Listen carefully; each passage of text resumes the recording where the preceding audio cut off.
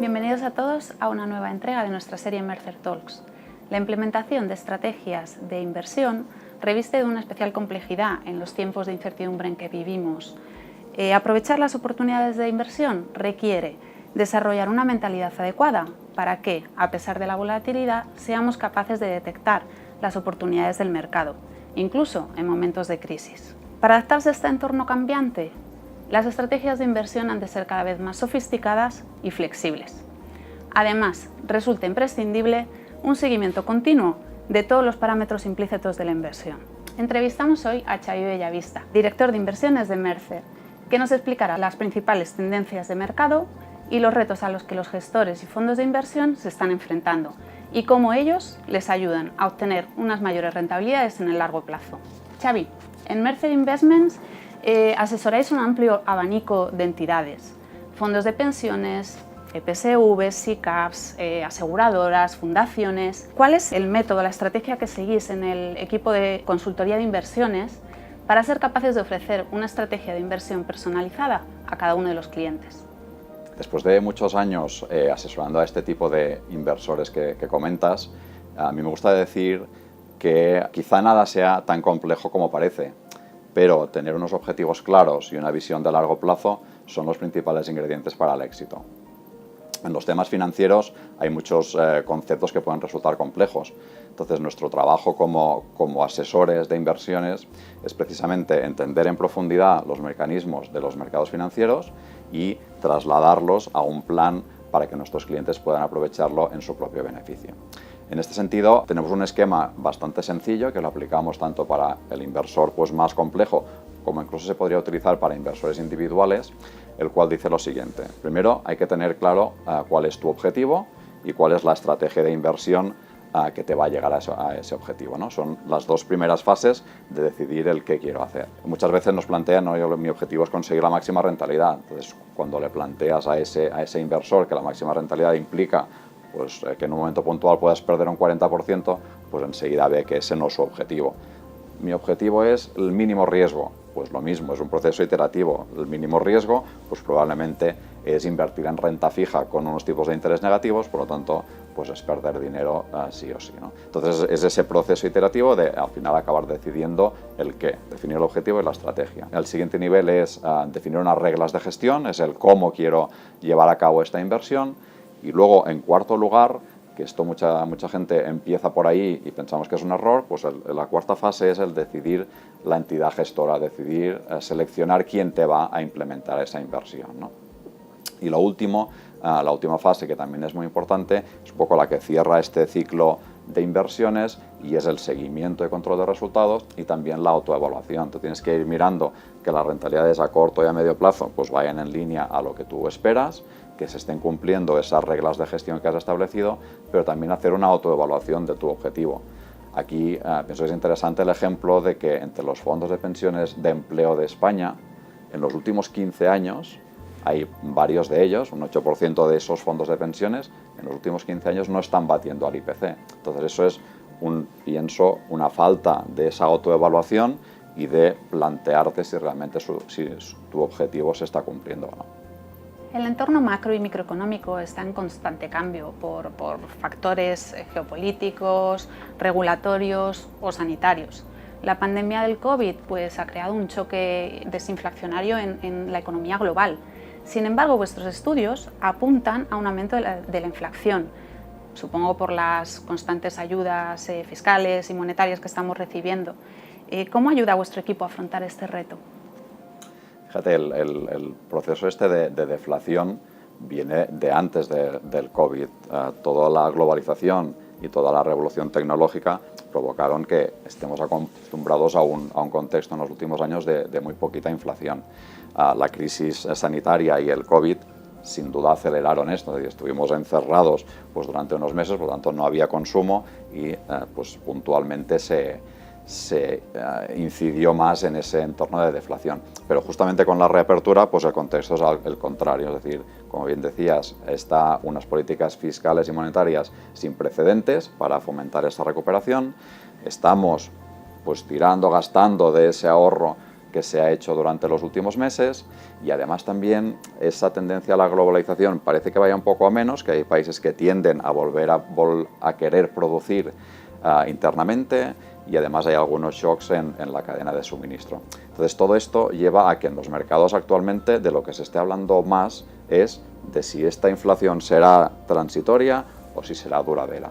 Nuestra visión desde Mercer es que probablemente en los próximos 3-5 años tengamos un contexto de inflación superior al de los años anteriores, pero yo pienso que eso no es necesariamente malo. Es decir, un poco de inflación responde a un contexto económico más vigoroso. Si esa inflación va acompañada de una subida de tipos de interés, bueno, pues dejaríamos de tener tipos de interés negativos, que también pues, viene bien para parte de la economía. Lo que sí que es cierto es que este contexto es bastante diferente del que estamos acostumbrados, por lo tanto las inversiones se tendrán que ajustar en este sentido. Una inversión en bolsa pues le viene bien un poco de contexto inflacionario, tanto la bolsa es un buen activo para este contexto. Los activos reales, que básicamente son inmuebles e infraestructuras, pues también se ven beneficiados en un contexto de inflación. Luego el oro también por definición pues es un activo que viene muy bien en contextos de inflación. Y luego dentro de la parte de los activos de renta fija, pues hay algunos que vinculan el tipo de interés que pagan pues, o la inflación o el tipo de interés, de forma que en esa parte de la renta fija pues tampoco tendrías pérdidas. Quizá el que hay que estar más atentos es el activo supuestamente más conservador, que es la renta fija de gobiernos. Ese activo, donde es mayoritario en las carteras de los fondos de pensiones, pues puede ser el que sufra y el que tenga rentabilidades negativas en un contexto de inflación. Estamos viendo una tendencia creciente de las llamadas inversiones ASG, las que tienen en cuenta factores ambientales, sociales y de buen gobierno para mejorar sostenibilidad, frenar el cambio climático. ¿Cómo integráis este tipo de activos en vuestras carteras? En primer lugar, comentar que la avalancha de la inversión responsable vino liderada allá por el año 2000-2005 por los grandes inversores institucionales, por los propietarios del dinero. Después, detrás vinieron las entidades gestoras y finalmente están los reguladores, que en Europa pues, están siendo muy activos y están pues, intentando regular, poner una taxonomía para saber qué es y qué no es inversión sostenible y también intentando fomentarla. ¿Por qué digo esto? Pues nosotros decimos que como esto vino liderado por los propietarios del activo, lo que decimos es una frase, dice, el dinero habla y los mercados escuchan. Entonces con esto, cuando lo trasladamos a qué es lo que tienen que hacer nuestros clientes, lo que les decimos, y volviendo a lo del principio de los objetivos, es que el inversor, el propietario de los activos, tiene que tener muy claro cuáles son sus objetivos. Y lo que intentamos evitar es que entren en el terreno de las entidades gestoras, que su ámbito de actuación es otro, y desde luego que no se pierdan en el ámbito de los datos. Hay múltiples proveedores pues, de notas, de rating, que analizan tu estrategia de inversión. Bueno, pues tú, como propietario del dinero, que eres el que hablas, lo que tienes que definir son tus objetivos. Y probablemente tu ámbito de actuación es diferente del de la entidad gestora o del de los proveedores de datos. En Mercer, para ordenar estas ideas, tenemos también pues, un pequeño método que empieza por definir las creencias del inversor. Después eso lo trasladamos a una política y a unos procesos y finalmente llegamos a la cartera de inversión. Cuando estamos pues, viendo la cartera de inversión y qué es lo que se puede hacer, hay dos grandes tipos de cosas. Una es pues invertir en un sitio para dejar de invertir en otro y aplicar pues, tus creencias a determinadas compañías, sectores que piensas que vayan a pues, ser más sostenibles. Eso es muy medible y el impacto es muy cuantificable. Pero hay otra línea de actuación que es más cualitativa, pero que pensamos que es muy interesante, que es utilizar pues, tu poder que suponen todos los activos que estás gestionando para intentar influir. En este punto me gustaría explicar un ejemplo de algunos de nuestros clientes que recientemente pues, se han unido a una iniciativa global que pretende influir en gobiernos, en farmacéuticas, para liderar una respuesta eficiente a la crisis de la pandemia, ¿no? Al COVID-19. En este sentido, un grupo de más de 150 inversores están hablando pues, con los gobiernos, con el G7, con el G20, para asegurar pues, que lleguen estas vacunas a los países más desfavorecidos. Están influyendo también en las farmacéuticas para incidir en la producción y en el precio. Y finalmente también, pues, a través de gobiernos y otros organismos internacionales, les están pidiendo herramientas de financiación innovadoras. y hay una cosa que son los vaccine bonds o los social bonds, que son bonos vinculados a proyectos de desarrollo y de fomento del COVID. Frente al deterioro de la rentabilidad en renta fija y renta variable, cada vez son más los profesionales que recomiendan invertir en activos de inversión no líquida. ¿Estás de acuerdo? Sí, desde luego. Los inversores que están invirtiendo más en este tipo de activos están consiguiendo rentabilidades claramente mejores que el resto. La principal característica de estos activos ilíquidos es que tienen una rentabilidad esperada superior a sus equivalentes cotizados. El ejemplo más sencillo es la inversión en bolsa. Puedes invertir y comprar acciones que cotizan en bolsa, o puedes, a través de vehículos de inversión ilíquida, de capital riesgo que se denominan, intentar invertir en empresas que no cotizan. Son ejemplos de empresas no cotizadas que están dentro de capital riesgo, pues empresas como Globo, o Cepsa, o Codorniu, o Portaventura. Entonces, bueno, pues llegar a esas inversiones donde evidentemente tú no las puedes deshacer rápidamente, pues implica que les pides una mayor rentabilidad, y de ahí pues que en el largo plazo, eso son inversiones de largo plazo, estén consiguiendo mejores rentabilidades. Plantear una inversión en activos ilíquidos, como cualquier otra inversión, pues requiere de una diversificación. Tienes que diversificar por el tipo de inversión, tienes que diversificar por geografías, por divisas.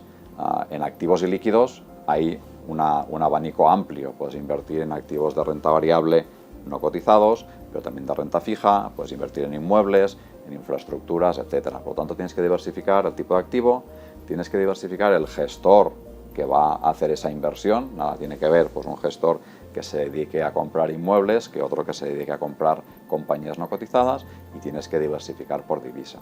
Pero además hay otra diversificación en este tipo de inversión, que es la diversificación por añadas. Es decir, para mantener una inversión ilíquida y que no empiece y luego te encuentres a cabo de un año que ha acabado esa inversión, pues recurrentemente tienes que ir invirtiendo cada año un poquito para mantener tu inversión. Este tipo de inversión es, digamos, muy sencilla la idea. Es decir, pues voy a invertir en compañías que no cotizan, pero aquí la complejidad está en la ejecución. Evidentemente no tiene nada que ver pues comprar una acción en bolsa que ir a comprar una compañía que no cotiza. Por lo tanto, ahí el problema está, o la complejidad está en la ejecución. Tradicionalmente eso hacía que solo grandes inversores sofisticados pudieran invertir, pero cada vez más hay vehículos que facilitan esa inversión a pues, inversores institucionales, pero más pequeñitos. Mercer ahí también tiene su propio vehículo, su propia infraestructura, que facilita a inversores más pequeños llegar a esa inversión de forma muy ágil y de forma muy económica. Muchas gracias, Xavi, por acompañarnos hoy, y a todos vosotros os esperamos en el próximo episodio de Mercer Talks.